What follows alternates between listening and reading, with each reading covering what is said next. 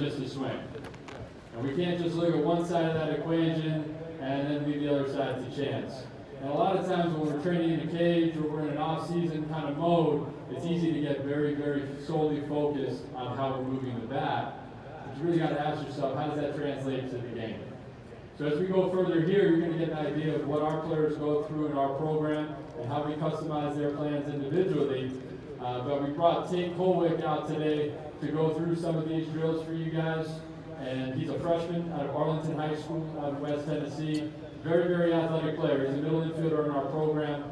4-year starter at quarterback for a very good high school football program. Got deep into the playoffs numerous times in that program. And he's doing a great job here on campus with us now. But what I love about his game, he's a great athlete. It's a raw, good, athletic player who's got a feel for his barrel. And what we want to do from a hitting standpoint as he's entered our program, we want to continue to let him be as athletic as possible and give him some tools from an approach standpoint and maybe a directional standpoint from a mechanics angle to help develop that swing and that approach to get him into SEC action and be able to hit the ground running. But he's done a great job so far. And the drills that we'll take him through today, they're part of his personal routine that he does every day before training. So to give you an idea of what a player's day looks like here at Vanderbilt, they come in at about 1:30. They all have their plans on their phone, and it covers their pre-routine work. All right, and we break that routine up into 2 segments. We have a movement series and a hitting series. And our goal with the movement series, that's where we're going to be able to get a little bit more technical. And a lot of times when we're doing those exercises and those movements, we take the bat out of your hand. All right? I like to have a vision with players where you're working on your technique and the way your body moves. I like to remove the bat from the hand so you can separate that. And then as you get a bat in your hands, it's more competitive. I get more external. I get on the baseball. So in our movement series, we do a lot of med ball work. You guys are going to go through 2 med ball exercises throughout the course of the week, the camp. And Tate will show you one here. And then we kind of blend some of that mechanical work into approach work as we get a bat in our hand. Okay? So every day starts with the movement series. We'll come back here, just put your eyes on Tate back here. We're going to do a med ball toss drill. Now from a mechanical standpoint, we still want to keep it simple with a couple basic fundamentals. We're looking for athleticism and rhythm. We're looking for balance. And we're looking for good direction through the middle of the field. If you turn on your TV and go watch the World Series, you're going to see major league hitters. They make hitting look very simple. They're in control of their bodies. There's not a lot of high effort swings. There's not a lot of pulling off the ball, right? They let their barrel work for them and they get on time. Those are big principles in our program that we try to reinforce with our players every day. So when we get to the movement series, I want our players understanding what it's like to engage and load in your core. Rather than hitting with a lot of momentum when my head's moving and I'm trying to generate a lot of power with big moving parts and I'm getting outside of my body. So we do a lot of good grounded core work. We do a lot of med ball work. So for this drill here, Tate's going to get into a wide base position. He's square. He's assuming the pitcher's out in front. And now his partner's tossing to him from a 45-degree angle. The partner's job is to give him a firm toss towards his back hip. The hitter here, all he's doing is receiving the ball and letting that ball just slightly turn it. He's taking that energy from the ball to load up the back hip, and then he's firing it back directly towards the middle of the field. He wants to feel the energy from the ball load his lower half, and that's ideally that part of our body that we want to feel when I get into my load and my gather at the plate. If I can start loading into the center of my body, into that back hip of my body, now I'm in complete control of my swing, and my head hasn't moved too much. There's still going to be a good athletic forward move. We need that. We need to get back to 50-50, but we're just not rocking. We're not on a boat. We're not just rocking back and forth. We want to identify that part of our body. It's a difficult thing to feel, especially when I have a bat in my hand sometimes, because we have our own kind of unique patterns, and our bodies operate in different ways. So let's get the bat out of your hand, and let's try to find ways that you could really turn on the core and understand what it feels like to get loaded into the middle of your body, store energy, and then release energy with good direction through the middle of the field. So why don't you step back 2 steps there. I'm going to give him a firm toss at a 45-degree angle to his back hip. Watch how that gets that hip loaded and engaged. He's going to get a slight turn. The shoulders are going to stay square, and then he's going to release that ball with energy through the middle of the field.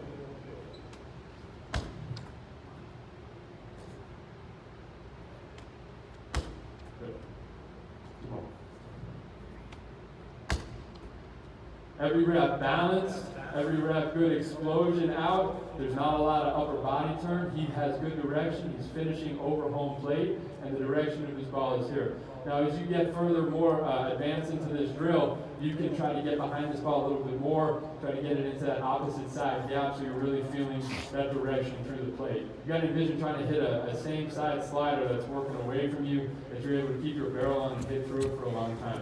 You get that opportunity down in the cage tomorrow with some slider drills. One more.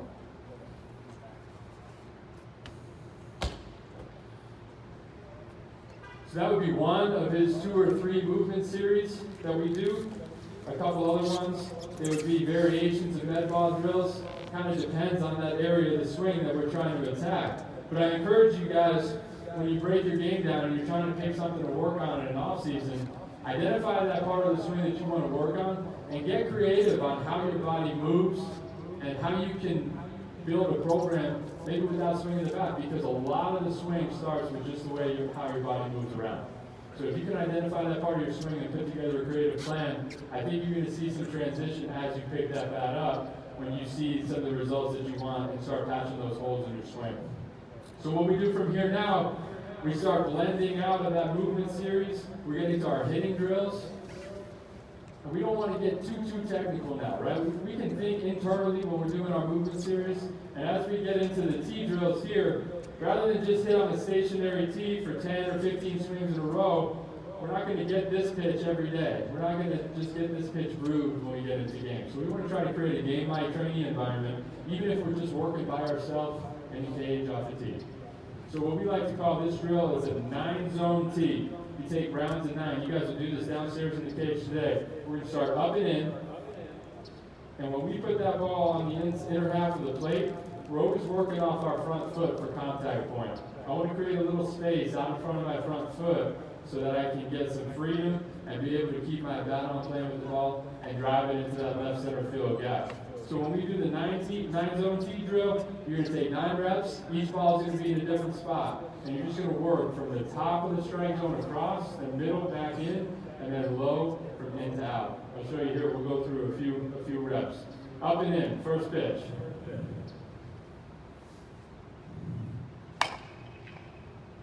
Ideally, we're looking for good backspin. I think when you guys start to really know your swings, if you can spin the ball with backspin to all 3 fields, you're really controlling your barrel. And that's a big focus in Tate's program. For him to be able to tap into his cold side power, he's going to start learning how to backspin that ball. We'll go up middle here.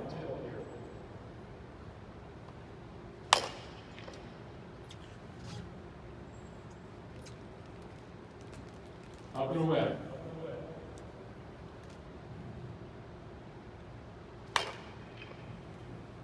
Now we're going to go down to that middle height pitch, and we'll stay on the outside corner. This pitch should just be a little bit inside of the front foot when he lands so he can feel that connection and be able to drive the ball. Good. Okay, middle.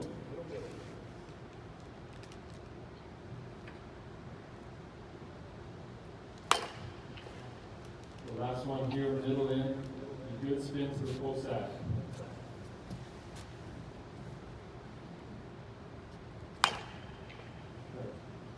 Okay, good. So, being creative with the team, game-like. It's easy to set one pitch up and just whack off it, but that's not what we're doing. We're trying to continue to move it around the strike zone and challenge yourself that way. Another variation of the tee drill that we like to do is put in some decision-making component into your training.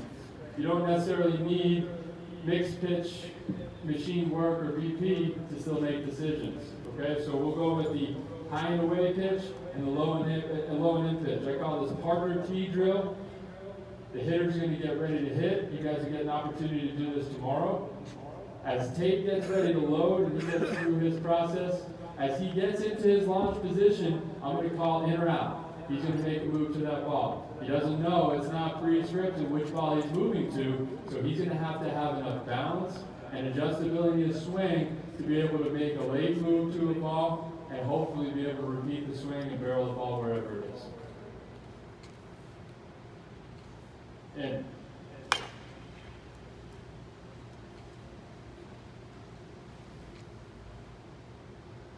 In.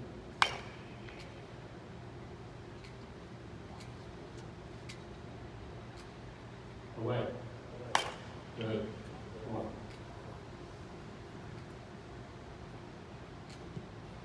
In.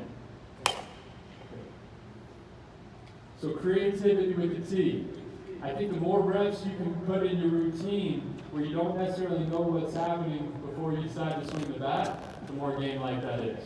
The more that's going to transition that pattern that you work on with your movement series and some of the mechanical work that you might zero in on. If you want that to transfer out to the field, you have to put yourself in an environment where you don't know what's coming and you have to make decisions. Because it's unrealistic for us to get into a batter's box at any level, never mind the SEC or the Major League level, and stand in the batter's box and think about, okay, where are my hands? Am I in line? Where's my foot striding? What direction am I in? Am I on plane? Am I hitting the ball? We can't do that. The game's too fast. So you have to put an element of training in where you don't know what's going on and there's some decision making that needs to happen so some of that mechanical work can transfer. So we'll move forward here. You guys will get an opportunity to do all of these drills tomorrow and Sunday from a side toss setting. But we're going to start here with the short bat, and I'll go with front toss for Tate. But I think the short bat's a really useful tool for a hitter to start learning what good connection feels like. This is the kind of bat where if I'm doing this drill properly, I'm getting contact point into this range right here where I have a great connection with my elbow and my back hip. I want to stay tight to the body. That's where my power source is. If we're bringing in groceries from the car, we're not going to be holding things out here, right? This is where our strength is. So if I can bring contact point back into that front foot and then contact here with connection to my back hip and then stay through the ball, then we're really going to be starting to drive balls. Okay, so watch how Tate attacks this drill. He's got a good feel for it. You'll see him be able to be direct and have good direction through the middle of the field here.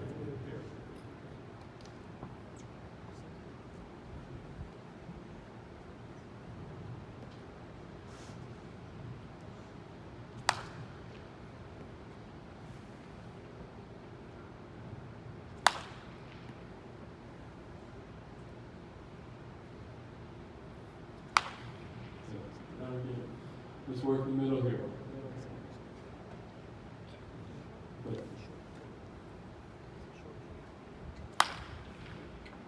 Come on.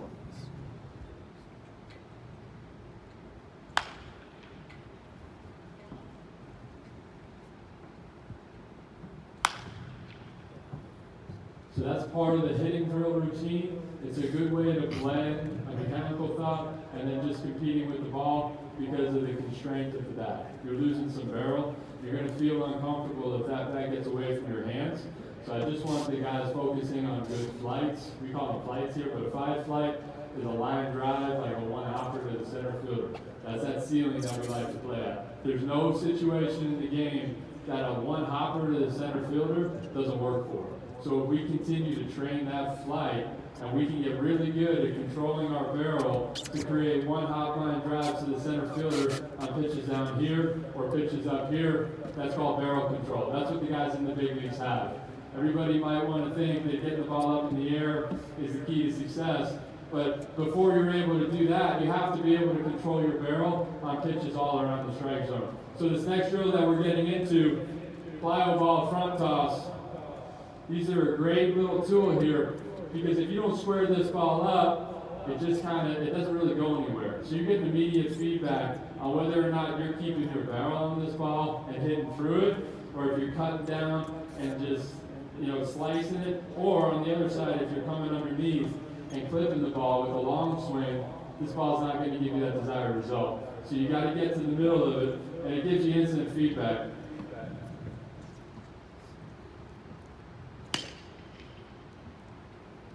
Okay.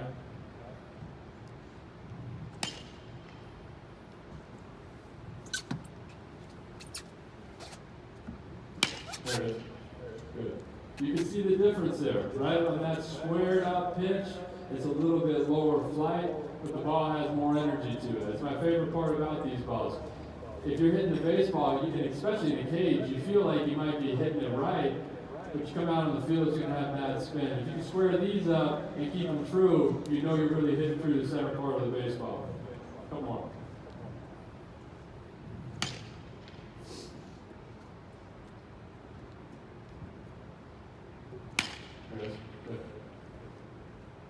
Okay, so you can see how we're blending from the movement series. It's more internal. I'm thinking about how my body's moving, what type of pattern I want to have when I get into the game. Then you do some T drills and some front toss where you're just looking to repeat good balance, good direction, and good rhythm. You just want to repeat that. But I think to finish every routine, you really need to get into some approach-based training. So you got to be creative sometimes because we don't get the luxury of facing live pitching in a training setting. That's not realistic. So you got to get creative with the drills you do. I think machine work is great. We like to do it a lot here. But a drill I'll show you guys today, it's simple. We call it 2-seam, 4-seam. Tate's going to swing at the 4-seam that he sees. He's going to attack that pitch.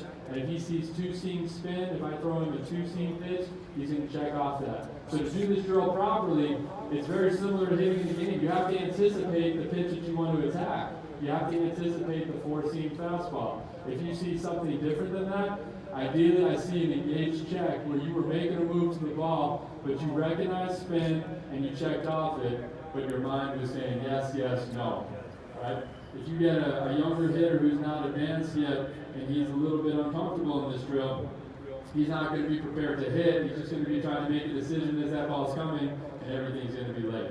So Tate will take you through it. He's going to offer it the 4-seam pitch, and he's going to take the 2-seam.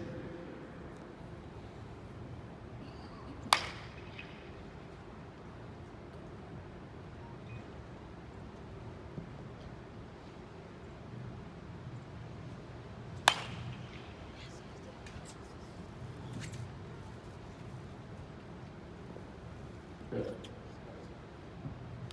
Same attack mode.